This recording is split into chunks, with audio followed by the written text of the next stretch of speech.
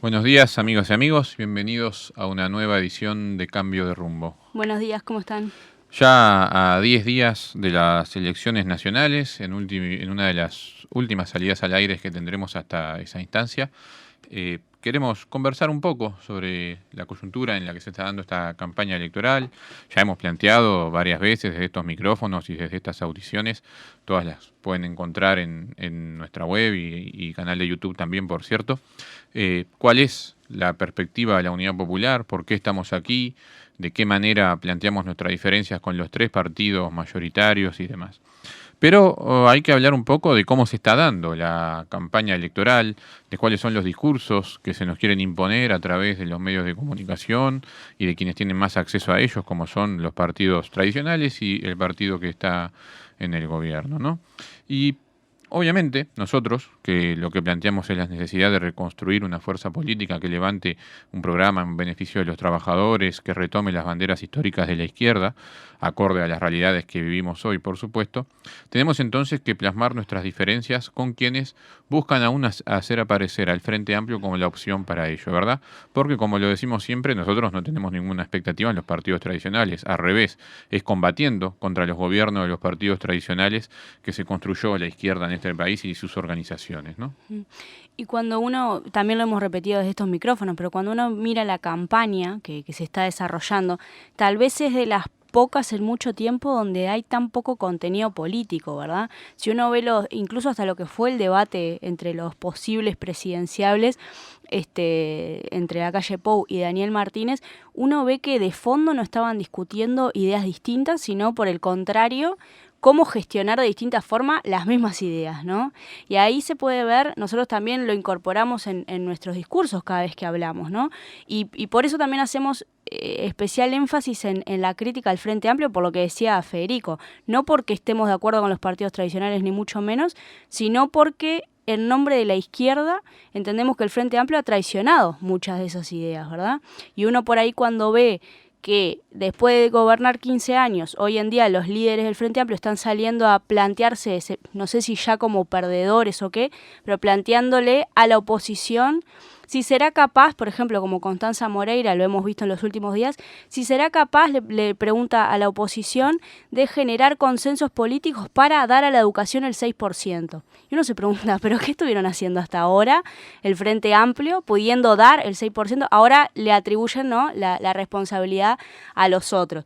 Y se da como esa dinámica, ¿no?, de todo el tiempo estar diciendo, bueno, nosotros hicimos un montón de cosas, digamos, no perdamos lo bueno, ¿verdad?, como es el eslogan de ellos, y todo el tiempo se está jugando con eso, ¿no?, con una dicotomía que para nosotros, como ya lo hemos dicho desde acá, no existe, ¿verdad? Así es. Y hoy la campaña se exacerba en polarizar, en el líder quien quiere presentarse como líder de la oposición, Luis Lacalle Pou, ¿no?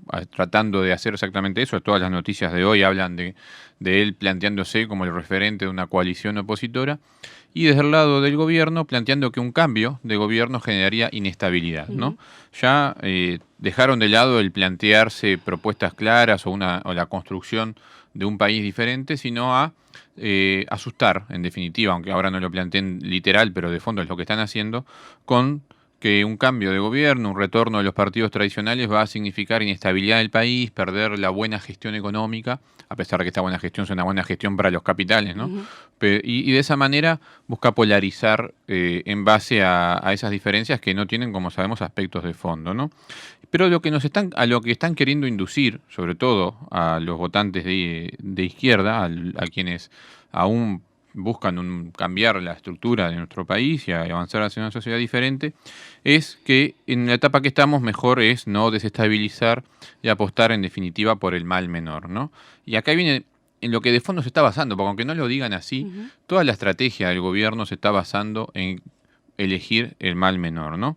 El concepto del mal menor O lo menos malo, o lo menos ¿no?, malo, digamos, ¿no? Lo dicen así, lo menos malo, ¿no? Esto de no perder lo bueno y hacerlo mejor está dejando implícitamente el reconocimiento de que no nos hizo todo bien. Claro, que tampoco es tan ¿no? bueno, digamos, ¿no? Y lo que hemos planteado nosotros, más de fondo, ¿es esto lo que estamos viendo hoy, el proyecto histórico de la izquierda? ¿Es esto, sociedad, por la que dejaron su vida muchos compañeros, por la que pelearon muchísimos otros, por los que sacrificaron enormes aspectos personales un montón de hombres y mujeres en el Uruguay, sobre todo un montón de trabajadores, para llegar a esto. Eso es lo que nos preguntamos. ¿Era esto? No es un problema de velocidades, de si vamos rápido o despacio, si se podía avanzar más o menos. Es un problema de si este rumbo es el que la izquierda construyó y quería, o si es otro. Nosotros planteamos que es otro y que justamente se traduce todo en la campaña a 10 días de las elecciones de elegir al menos malo, ¿no? Y para eso se levantan fantasmas, ¿no? Se presiona mucho en la subjetividad de la gente en cuanto a si viene lo otro es aún peor, reconociendo implícitamente la bancarrota de lo actual, ¿no? De que esto no, al final no era lo bueno, pero bueno, lo otro es peor. Y en eso se está basando la campaña, dibujada obviamente con distintos eslóganes y siempre con aspectos que buscan mostrarlo de manera positiva a este escenario, ¿no? Exacto. Y nosotros, retomando algo que ya hemos planteado de nuevo, decirlo desde estos micrófonos, nos gustaría centrarnos un poco en esta teoría, ¿no? de lo menos malo, para entender cómo, en definitiva, y desde nuestra posición, lo menos malo nunca es un buen negocio para los trabajadores, ¿verdad? Y ahí podemos ir a un clásico que también muchos sectores del Frente Amplio les gusta citarlo, pero parece que solo lo citan a veces, ¿no? Cuando les conviene. Gramsci decía en un momento lo siguiente que voy a pasar a leer. El concepto de mal menor es uno de los más relativos. Enfrentados a un peligro mayor que el que antes era mayor, hay siempre un mal que es todavía menor, aunque sea mayor que el anterior, ¿verdad? Todo mal mayor se hace menor en relación con otro que es aún mayor, y así hasta el infinito. No se trata, pues, de otra cosa que de la forma que asume el proceso de adaptación a un movimiento regresivo, ¿verdad? Para nosotros eso es muy claro, digamos, es la teoría del mal menor en cada elección, en cada proceso, termina siendo una teoría de la adaptación a algo que vamos retrocediendo, ¿no? Por eso vamos a casos concretos, ¿no? Ahora tenemos que elegir entre Martínez o la calle Pou. Había que elegir, si no, entre Scioli o Macri, o entre Lula y Haddad o Bolsonaro. Aunque tengamos que reconocer la corrupción del kirchnerismo, el adaptacionismo del PT brasilero a las multinacionales, pero bueno, Bolsonaro era peor. O incluso acá se llegó a festejar, ¿no? En algún momento las encuestas que daban a Hillary Clinton como que tenía chances de Hillary Clinton que afirmó que había estado bien la invasión a Irak, pero sin embargo era mejor que Donald Trump, y hay quienes salieron a apoyar a Hillary Clinton, ¿no? Porque lo otro es peor. Siempre planteando esta forma binaria, ¿no? Es un poco cómo se termina reconociendo implícitamente, como decíamos, que ninguno ofrece una transformación social seria, ni un rumbo del país diferente, pero te plantean que hay que ser realista, ¿no? Que hay que elegir a quien podría dar una migaja más. Hay un titular hoy de Mujica, del día de hoy de la fecha, diciendo, bueno, el Frente Amplio se va a preocupar un poco más por los más pobres, así lo dice, ¿no? Ya ningún rumbo de cambio real, ¿no? Dicen, bueno, nosotros nos vamos a preocupar un poco más que aquellos otros de los más pobres, y es eso, entonces somos un poquito mejor que aquellos que son un poquito peor, ¿no? Exacto, y en este sentido, lo cierto es que mayor o menor son siempre, como decíamos, males desde el punto de vista de un programa a los trabajadores, ¿verdad? Ninguno ofrece una solución real, y por ende el resultado de no intentar buscar algo más allá de eso es que en definitiva nos terminamos acostumbrando a esta realidad que tenemos nefasta, ¿verdad? Y así es como la vida se va degradando, y sobre todo los proyectos políticos, es decir, cada vez aspiramos a menos, si se quiere. Y cuando apelan al susto también nos quieren poner ejemplos de los países vecinos, ¿no? Nos dicen, miren lo que pasó en Argentina, miren cómo está Brasil. Hay que ver esos casos concretos, ¿no? Macri ganó las elecciones en el 2015 y ejecutó un feroz ajuste, eso es clarísimo. Tan cierto como un ajuste que ya había comenzado con el gobierno de Cristina Kirchner, ¿no? Macri, que pidió el préstamo al Fondo Monetario Internacional, lo hizo para salvar capitales, efectivamente, tanto como que Kicillof, el ministro de Economía del kirchnerismo, recorrió todos los organismos financieros y hasta contrajo deudas a tasas elevadísimas, ¿no? Macri reprime a los trabajadores y lo hace, y sí, tan cierto como la cantidad de muertos e incluso desaparecidos por la represión en protestas sociales durante los gobiernos kirchneristas. El caso de Brasil, lo mismo. Ya sabemos lo que es Bolsonaro, ¿verdad? Un militar, racista, misógeno, oligarca, demás, etcétera. Es decir, pero también o sea, eso es terrible. Así como también los entramados de corrupción que rodearon al Partido de los Trabajadores de Lula y Dilma, ¿verdad? Así como, y tal vez mucho peor desde ese punto de vista, la entrega que hicieron de la riqueza del Brasil, del Amazonia y demás a las multinacionales, ¿verdad? Y vamos a un caso que se está viviendo hoy con enorme dolor para un pueblo, que es el pueblo ecuatoriano, ¿no? En el 2017, entre las opciones que había, Lasso y Lenín Moreno, Lasso, de la derecha tradicional ecuatoriana, Lenín Moreno, de Alianza País, el partido de Correa, llegaron al balotaje. Todo el progresismo uruguayo y de la región, ¿verdad?, salió a apoyar fuertemente y a festejar luego la victoria de Moreno, el candidato de Alianza País, quien había sido parte del gobierno de Rafael Correa. Siempre planteando esta tesis, ¿no? De bueno, es lo menos malo que hay porque lo otro es mucho peor. Y aquí vemos los resultados concretos. El pueblo ecuatoriano en los últimos 10 días que han transcurrido está pagando con sangre en las calles de Quito las consecuencias de haberle dicho a los trabajadores que lo menos malo era esto. Resulta que la opción menos mala requirió un ajuste feroz, aumentó en un 150% el precio de los combustibles, que se tradujo inmediatamente al costo de vida de las masas trabajadoras ecuatorianas, redujo el salario de los empleados públicos, y cuando esto generó protesta social, decretó el toque de queda y sacó el ejército a la calle para reprimir. Ya esto implica muertos, implica una represión feroz, y esto era la opción menos mala. No sé qué margen hay para la opción que era peor aún, ¿no? Pero hay que poner sobre la mesa estas cosas. Hay quien nos dice, bueno, Lenín Moreno fue un traidor, en realidad la Alianza País no lo era, y nosotros queremos retroceder al 2017 para decir que justamente ya esto no era algo distinto. El gobierno de Alianza País y la Revolución Ciudadana de Correa tiene exactamente los mismos aspectos que el progresismo uruguayo, por ejemplo, o que el progresismo en general en América Latina, que era adaptar la economía del Ecuador a las demandas de las multinacionales, en este caso sobre todo las multinacionales del petróleo, que controlan absolutamente toda la economía ecuatoriana. Incluso Correa fue promotor de la actual valía económica del Ecuador con la dolarización de la economía, anulando la moneda ecuatoriana, donde hoy en Ecuador no existe, solamente hay dólares, y eso ha vuelto al país totalmente dependiente, ¿verdad? Obviamente la situación de crisis del Ecuador ha llevado a la intervención directa del Fondo Monetario Internacional, que es la mano que está detrás en los hechos del ajuste que aplica el presidente Moreno, ¿verdad? Pero aquí tenemos las consecuencias reales de decirle al pueblo que confíe en que es la opción menos mala, que es mejor que el otro, cuando este gobierno actual del Ecuador no ha vacilado ni en aplicar un ajuste, pero un ajuste muy feroz, de un día para el otro, y de reprimir ferozmente, y esto hay que decirlo, ¿no? Porque llama muchísimo la atención, toque de queda y ejército en las calles de Quito, es algo que, ¿quién diría cuando nos hablaba, ¿no?, en el balotaje hace 2 años, ¿no?